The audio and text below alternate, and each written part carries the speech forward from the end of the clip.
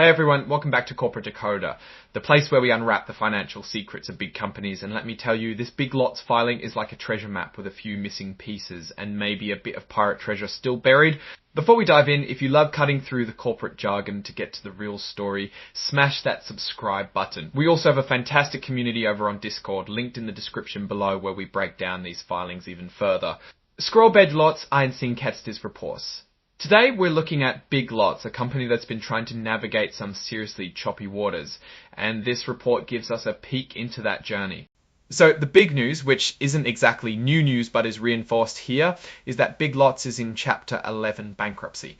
Now, Chapter 11 isn't necessarily end of the road. It's more like a company saying, okay, we need to figure out how to pay our debts while still operating, kind of like a major renovation project for the business itself. They filed this back in September of 2024, and this filing is an update on how things are going.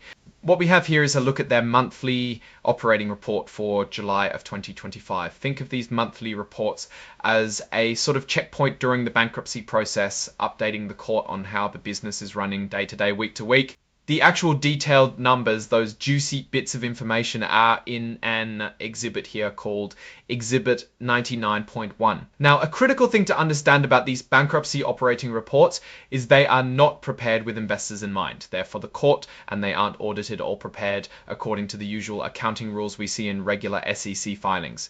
So we have to squint a bit and understand they're a snapshot, not the whole picture, and certainly not meant to be investment advice. And Big Lots itself is very clear about this. They are basically telling investors, don't get your hopes up on your stock. They expect shareholders, the people who own even a tiny piece of the company, to lose their entire investment. This is pretty stark language and tells you just how severe the situation can be for common stockholders in a bankruptcy. When a company owes more than it has and needs to restructure, the people who own the company last in line to get paid are usually the common shareholders.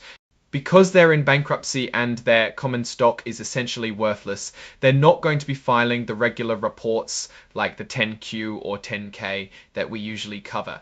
Instead, they'll be using these 8K filings to tell us about important bankruptcy events and to include these monthly operating reports. It's a different way of reporting when you're in this kind of situation.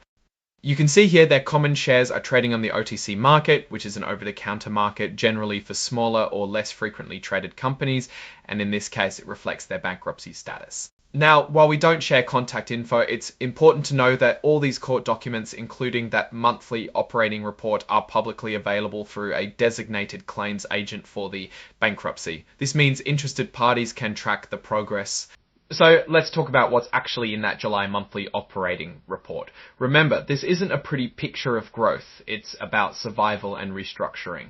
The report gives a glimpse into the company's operations during that period. While we don't have the detailed financial tables here on this specific page scroll, the overall context is that Big Lots is trying to manage its cash flow intensely to keep the lights on while it works through its bankruptcy plan. This means cutting costs wherever possible, managing inventory very tightly, and trying to generate enough sales to cover essential operating expenses.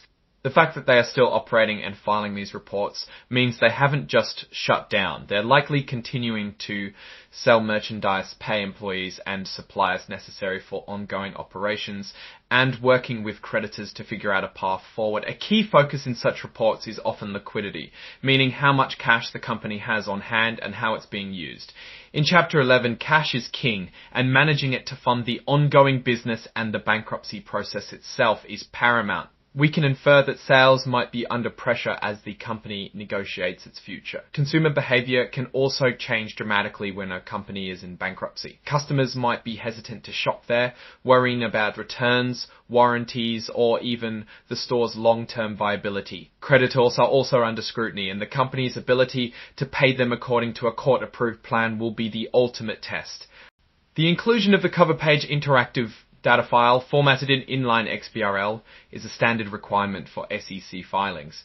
It means that key information like the company name, filing date and registration information is tagged in a machine-readable format, making it easier for computers and financial data services to process.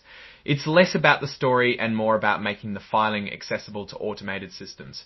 Scroll by a Ronald A. Robbins Jr., our Executive Vice President, Chief Legal and Governance Officer, General Counsel and Corporate Secretary, also on signing off on this report, is Ronald A. Robbins Jr., who holds several important legal and governance roles within the company, indicating that even in bankruptcy, the corporate formalities are being observed. Now, looking at this whole situation with Big Lots, it paints a picture of a business that's frankly struggling. They operate in a highly competitive retail landscape, facing pressure from online giants and big box stores.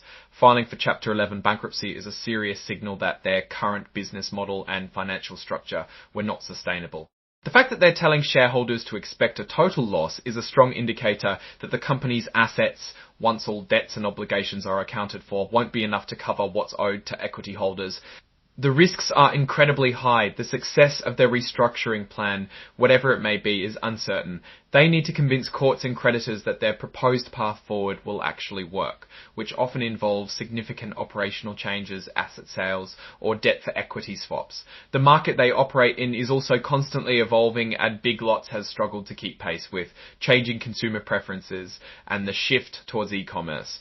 The core strength, if you can call it that in this situation, is that they are still operational. Businesses in Chapter 11 typically continue to operate, trying to stabilize and reorganize. This indicates a management team that is actively trying to salvage the business, rather than liquidating it immediately. However, the weakness is profound: a damaged balance sheet, likely reduced customer confidence, and the immense challenge of executing a successful restructuring while competing in a tough retail environment.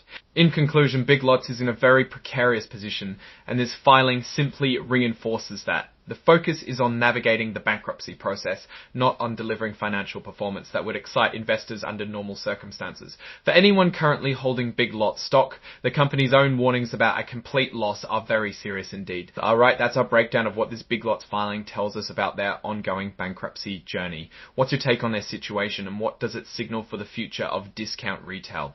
Drop your thoughts in the comments below. If you found this deep dive valuable, hitting that like button really helps our channel grow. And if you find this deep dive valuable, hitting that like button really helps our channel grow. And subscribe for more insights into the world of corporate finance. And don't forget to join the conversation and get more in-depth analysis in our Discord community, linked in the description. Thanks for watching, and we'll see you in the next one.